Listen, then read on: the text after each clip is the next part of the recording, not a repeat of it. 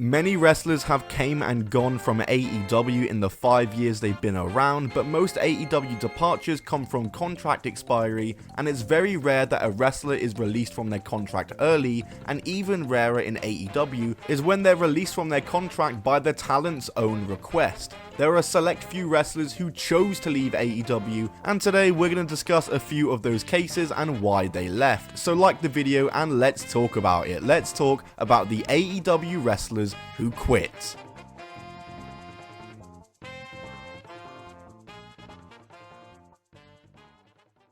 Kazarian was an AEW original, having been part of AEW since the very inception of the company in January 2019 as one of AEW's first signings. Before AEW, Kazarian had an extensive indie career and is one of the most successful non-WWE wrestlers of the past couple of decades. He was a multi-time TNA X Division and TNA Tag Team Champion, as well as being a former Ring of Honor Tag Champ and a Ring of Honor 6-Man Tag Champ. He held those titles alongside Scorpio Sky and Christopher Daniels in a trio named SoCal Uncensored, aka SCU. And the trio had found decent success prior to AEW and they were all signed together. Kazarian made his AEW debut alongside SCU as they faced the Strong Hearts at Double or Nothing and came out victorious. He then wrestled alongside Scorpio Sky at Fyter Fest and Fight for the Fallen in a 3-way tag match and also a tag match against the Lucha Bros respectively, but came out losing both. But they would claim a big victory over the Jurassic Express at All Out, and following this, SCU would enter themselves into the AEW World Tag Team Title Tournament to crown the inaugural champions. Kazarian and Scorpio Sky would enter on behalf of SCU and would make it all the way to the finals, where they would face the Lucha Bros once again. The match took place on the Dynamite Halloween special, and this time SCU came out on top and became the first ever AEW World Tag Team Champions. They retained them in a 3-way match at Full Gear and would remain active on TV and defending the belt, as they would get defenses against the Inner Circle and the Young Bucks under their belts before losing the titles to Kenny Omega and Adam Page at the start of 2020, ending their title reign at just 83 days. And following this, they would start feuding with the Dark Order, who were teasing the arrival of the Exalted One, which was potentially being teased to be member of SCU Christopher Daniels. However, we of course all know it ended up being Mr. Brody Lee, which was the correct choice, and after their feud with the Dark Order ended,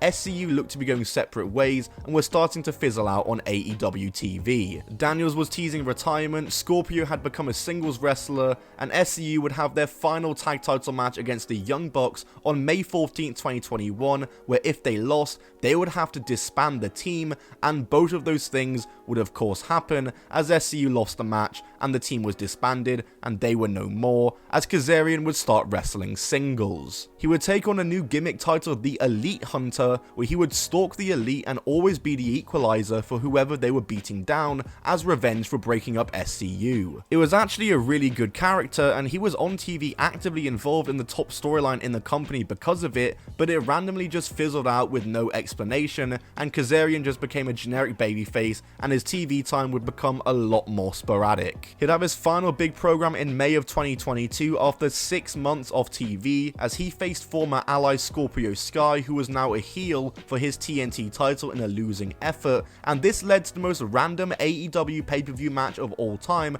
as at Double or Nothing, he would team up with Sammy Guevara and Ty Conti in a losing effort to Scorpio, Ethan Page, and Paige Van Zandt. And after this, he was relegated back to Dark, with only one more TV appearance in a Battle Royal after this, as at the end of 2022, start of 2023, Kazarian would depart AEW officially to join Impact Wrestling, who he had actually been wrestling for on the side since 2021. And on his AEW departure, Kaz stated, "It just became apparent to me that what I like and what I appreciate about pro wrestling and the way I like it presented was just not happening at AEW. That's not an indictment of them, it's just what they perceive as good television wrestling, and what I do are different things."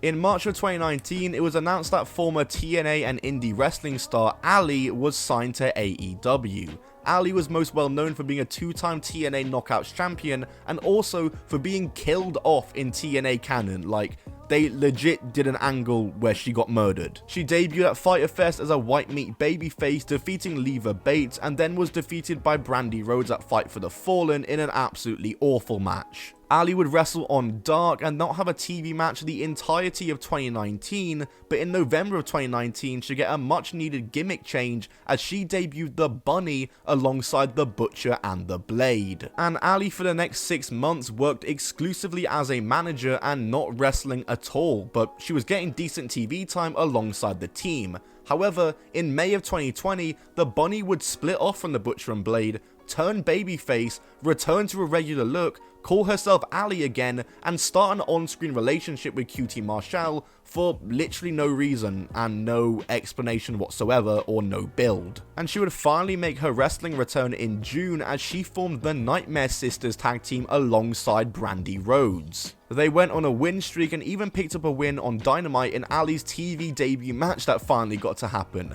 but this team fizzled out quick, probably because it wasn't good, and in October, her relationship with QT would end on screen and she would return back to being a heel and now back as the Bunny alongside the Butcher and Blade, which was the right choice, but she was now pretty much a jobber. And though her TV time was a little more frequent now, she wasn't doing anything meaningful on TV, and for the rest of 2021, she spent it jobbing, other than her feud with Ty Conti and Anna Jay, aka Ty J. This was probably the best thing Ali did in her AEW career, as herself and Penelope Ford, who she'd been aligned with for a couple of months, took on Ty J in a street fight, and this match was awesome. It was bloody, it was hardcore, and like I said, easily the best thing that Ali did in AEW. However, as you guessed, she lost this match and was straight back to being a jobber, as AEW still didn't seem intent on doing much with Ali. 2022 was a very quiet year for her. She did get a title match against Jade Cargill to start the year off, which she of course lost, as Ali was hardly seen on TV this year and went 7 months without wrestling at all at one point this year. She'd stick around until 2023 and even got a title match versus Jamie Hayter in February, but got injured in that match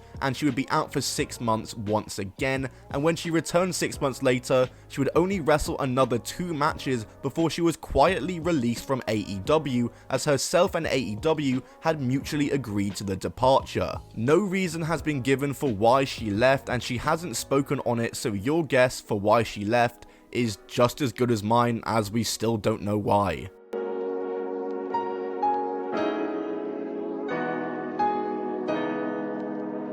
Santana debuted for AEW alongside Ortiz at AEW All Out 2019, attacking the Young Bucks to a huge ovation, as fans were excited to see Ortiz and Santana in AEW, as they were just fresh off an amazing run in Impact Wrestling. And Ortiz and Santana went off to a hot start in AEW as they joined Chris Jericho's Inner Circle on the first Dynamite episode, and their first feud in the company was with the Young Bucks, who they would beat at Full Gear in a huge win for them. However, the Young Bucks would win the feud by beating them in a Dynamite match, and Ortiz and Santana didn't have too much of an impact for their first couple of months in AEW, and came into 2020 with a chip on their shoulder as they hadn't been a top player in the tag division like initially thought. However, they were actually next in line for the tag titles and were scheduled to beat SCU for the tag titles at the start of the year. That was the plan. However, those plans had to get pushed back after Santana's father unfortunately passed away, and Santana would be off TV for a tiny bit, and the titles were shifted to Kenny Omega and Adam Page instead. Ortiz and Santana would continue on in the tag division, but were not being used as a tag team in any meaningful way,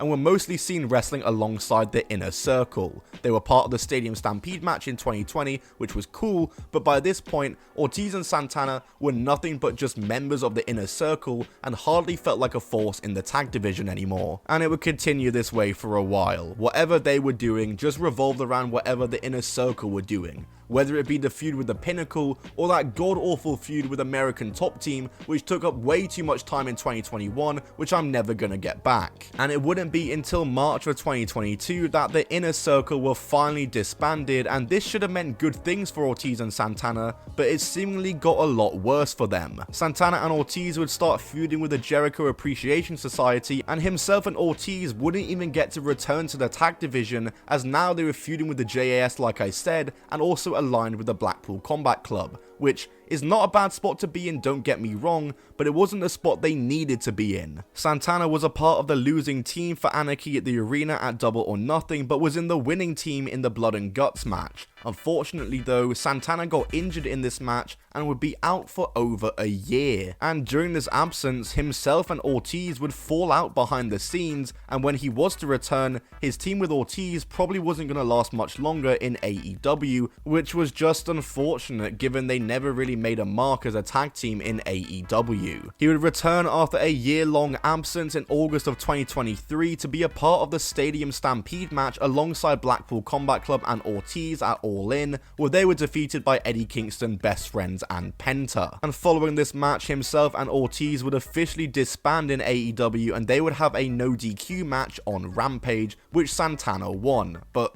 really, lads?